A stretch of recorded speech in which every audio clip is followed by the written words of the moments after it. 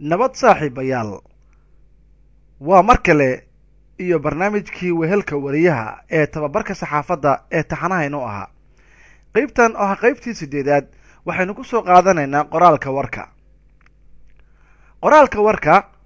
waa ka duwan yahay qoraalada kale ee la sameeyo ee lagu dhex daro fikradaha talooyinka soo jeedinta khayaaliga iyo wixii lamid ah mar haddaad buuggii iyo qalinkii haysato ama xaashidii iyo qalinkii haysato dhacdadiina aad goobjoog u ahayd sidee warka u qoraysa waxaa jira xeer caalami ah oo la raaco oo warka loo qoro luqad walba wax ku qor xeerkaasi waa lagama maarmaan xeerkaasi waxaa ka mid ah isticmaalka su'aal sameeyayaasha 6 ah ee la yiraahdo 5Ws and H waxaa kaloo jira xeer kale oo asna la yiraahdo saddexagalka foorara inverted pyramid tan saddexaad ee u baahan in la eegana waa lead ama hoggaan u samaynta warkaaga oo ah furaha koowaad ee war samaynta haddaba aan qayb uga hadalno xeerarkaasi su'aal sameeyayaasha caanka ah ee aanu ku sheegnay 5Ws and H waxay kala yihiin what, where, when, why, who and how maxaa dhacay goorma ayay dhaceen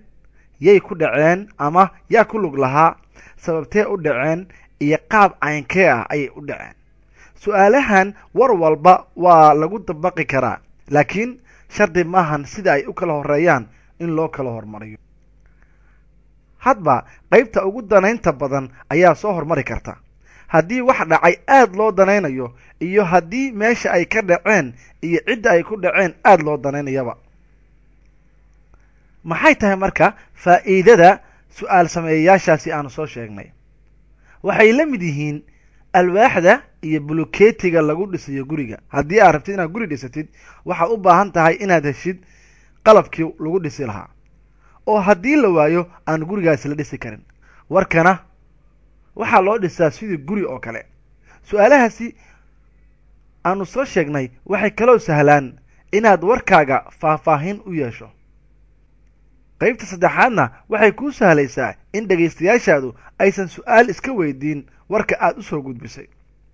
tusaale war aad qortay ayaa waxaad ka tagtay meesha wax ka dhaceen war baad qortay waxaad ka tagtay sababtii arrintaasi ay ku dhacday ama sababta madaxweynuhu meel ku booqday ama se sababta shilkaasi kaliftay markaasi warkaaga wuxuu noqonayaa mid aan dhadhan lahayn xeerkan ogsoonow luqad walba waa looga baahan yahay annaguna waxaan xooga saaraynaa afka Soomaaliga maadaama barnaamijkan uu ku socdo saxafiyiinta Soomaaliyeed saddexagalka foorara marka ee loo yaqaano inverted pyramid saddexagal waa naqshad ama saddex geesood sida sambuuska oo kale u samaysan maxaa looga baahan yahay marka in la gadiyo ama la foorariyo naqshadaasi saddexagalka ah waxaad u jeedaa markaas in dhinacii ballaarnaa ee saddexagalka uu kor jirsanayo afkii dhubnaana uu hoos jirayo waxaa sidoo kale taasi la mid ah adigoo saddexagalkaasi foorara gudihiisa wax ku qoraya markaasi waxaad ogaanaysaa in qoraalkaaga inta hore ay sadarradu dhaadheer yihiin marka hoos loo degtana ay sadarradii sii yaraanayaan waana sida laga rabo warka muhiimaddiisa in lagu bilaabo oo qaybta hore la mariyo haddii ay dhacday ha ka bilaabin wararka naga soo gaaraya ayaa waxa ay sheegayaan ama ha dhihin wararka hadda soo dhacay ee ka imaanaya meel hebel waxaasi oo dhan waa hadal tiro ku bilow dhacdada dhacday marka la qorayo sheekooyinka maqaalada waxaa saddexagalka laga dhigaa mid qumaati u taagan oo macnihiisu muxuu yahay dhinacii dhubnaa ayaa kor mara oo markaasi sheekooyinka nuxurkooda waxaa inta badan loogu tagaa gadaal qaybta dambe inta horena waxaa lagu soo qaataa horudhacyo iyo hadallo qurxoon maskaxda ku hayso warka qorqurxin meelna kama soo gasho xeerka saddexaad ee lafdhabarta u ah warqoridda waa hoggaanka loo yaqaano lead ama hoggaan waa maxay hoggaan haddii aad heli karto soo qaado joornaal afka ingiriisiga ku qoran oo wararka ay ku qoran yihiin haddaadan heli karin furo website-ka bbcnews.com. fur dabadeedna warka ugu horeeya ku dhufo. 3 sadar ama 4 sadar ee ugu soo horeysa ayaa la yiraahdaa lead ama hoggaan.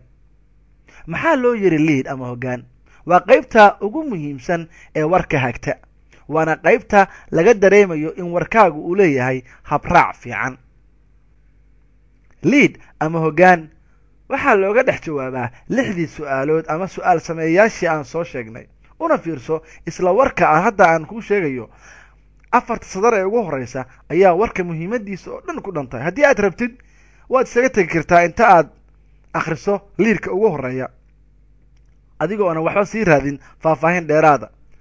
maxaa yeelay muhiimadda inta badan waxaa loogu tagaa sadarrada ugu horeysa. leadka ama hoggaanka waxaa inta badan looga jawaabaa su'aalihii aan soo sheegnay qaar ka mid ah sida what, where, when iyo why. maxaa dhacay, xaggee ka dhaceen, goormay dhaceen iyo sababtee u dhaceen. isla markii aad furtay warkii aan hadda kuu sheegayay, fiiri faqrooyinka xiga amase baaragraafyada xiga. waxaa lagu faahfaahinayaa qaybtii leadka ama hoggaanka ee aad soo aragtay. marka la qorayo sheekooyinka iyo artikelada Soomaaliga ama Ingiriiska ah, looma baahna in su'aalahan la raaco, oo su'aalahani waxay kaliya ku qotomaan warka iyo samayntiisa. saaxiibayaal, qaybtii 8aad ee wehelka wariyaha oo aanu ku soo qaadanay qoraalka warka intaasi aynu ku soo gabagabeynayna. qaybaha xigana waxaan ku sii wadi doonaa qoraalka warka iyo muhiimado kale oo qoraalka la xiriira. inta aynu mar kale dib u kulmi doono, waa anigoo ah Cabdulqaadir Cabdullaahi Farayaamo oo idin leh nabadgelyo.